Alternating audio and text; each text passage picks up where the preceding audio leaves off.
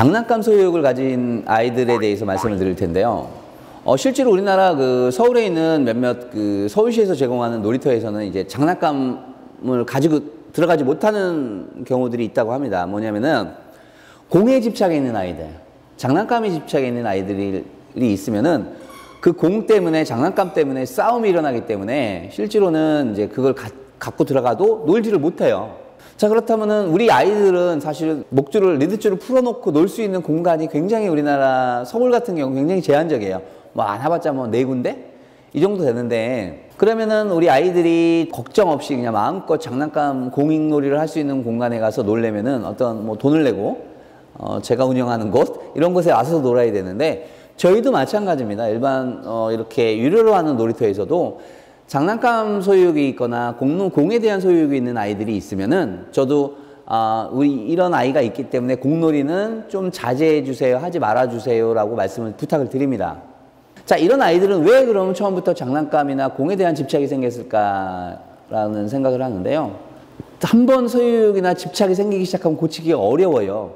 그렇기 때문에 이미 있거나 아직 어린아이 퍼피라고 하면은 장난감이나 공을 할 때는 일단 최소 생긴 똑같은 모양의 장난감이나 공을 2개 이상으로 놀아주셔야 돼요. 그래서 계속 교환하는 방법을 알려주셔야 됩니다. 아이들이 똑같은 물건을 자기 입에 있고 제가 하나 들고 있으면은 이제 자연스럽게 입에 있는 걸 놔요. 그럴 때 우리는 주세요라거나 아니면 아웃이라거나 아니면 뱉어라는 명령을 알려주는 거죠. 그래서 동시에 이제는 애가 집에 있는 걸 툭 놓는 순간에 우리는 명령어를 거기다 씌워주는 겁니다. 아웃 또는 베타 아니면 주세요라든지 이런 식의 명령어를 씌워주면서 아이들이 점점 입에 있는 걸 놓게 만들어주는 거죠. 그렇게 돼서 점점 그것에 대해서 집착이 한 번에 뚝 없어지지 않습니다.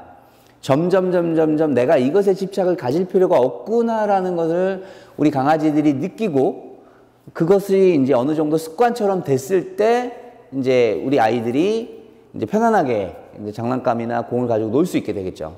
근데 이런 장난감 소유욕을 가진 아이들은 대부분이 보호자분들이 하나를 갖고 놀아주셨고, 그리고 그것을 애들이 소유욕을 가지고 있을 때 강제로 뺏은 경우가 많아요. 그래서 강아지들의 룰, 입에 있는 물건은 강제로 뺏지 않는 게 강아지들의 어떤 불문율이에요. 강아지들의 불문율을 우리가 이미 많이 깨트렸기 때문에 강아지들이 소유욕, 장난감 소유욕, 집착을 가지게 되는 겁니다. 그렇기 때문에 이제는 우리 아이가 입에 물고 있다라고 그러면 뺏지 말아 주시고요. 계속 교환하는 연습을 해 주셔야 돼요.